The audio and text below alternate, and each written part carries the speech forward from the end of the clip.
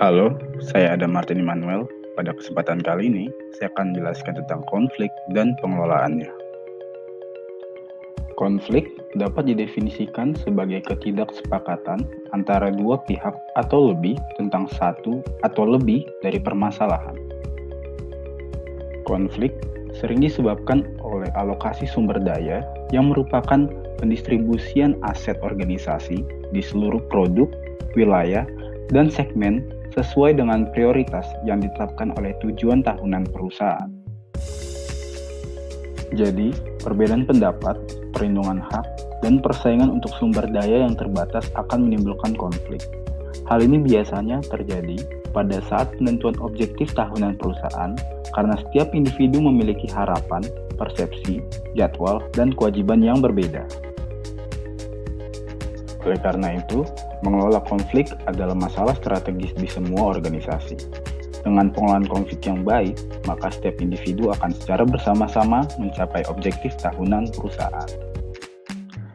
Penetapan objektif tahunan dapat menimbulkan konflik karena manajer dan ahli strategi harus melakukan trade-off. Trade-off diperlukan karena tidak ada perusahaan yang memiliki sumber daya yang cukup untuk mengejar semua strategi yang akan menguntungkan perusahaan. Trade-off membuat perusahaan harus memilih satu strategi dan mengorbankan strategi yang lain. Misalkan perusahaan dihadapkan pada kejadian di mana salah satu tabung pabriknya bocor dan menimbulkan limbah bagi lingkungan. Di sini perusahaan harus memilih membangun sistem pengolahan limbah yang akan mengeluarkan biaya atau hanya membiarkannya saja yang tidak akan mengeluarkan biaya tetapi reputasi perusahaan menjadi buruk. Contoh lainnya adalah perusahaan baru saja membuat produk baru yang salah satu bahan baku utamanya tidak diproduksi perusahaan. Di sini perusahaan harus memilih apakah ia akan membeli bahan baku tersebut dari pihak luar atau akan membuat pabrik pembuatan bahan baku tersebut secara internal.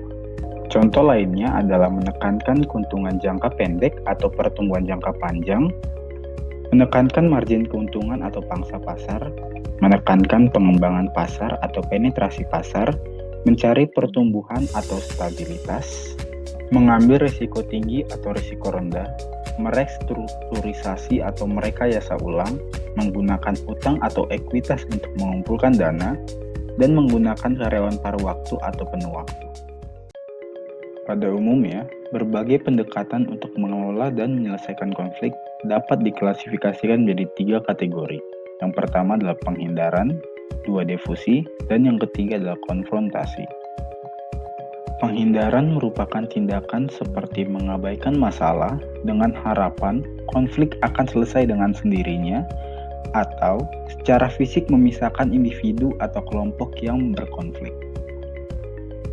Difusi mencakup mengecilkan perbedaan antara pihak yang berkonflik sambil menekankan persamaan dan kepentingan bersama, berkompromi sehingga tidak ada pemenang atau pecundang yang jelas, menggunakan aturan mayoritas, menarik otoritas yang lebih tinggi, atau mendesain ulang posisi saat ini.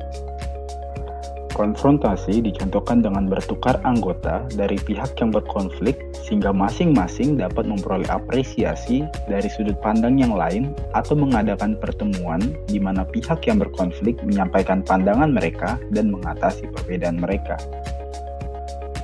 Demikian yang dapat saya sampaikan. Terima kasih atas perhatiannya dan sampai jumpa di kesempatan berikutnya.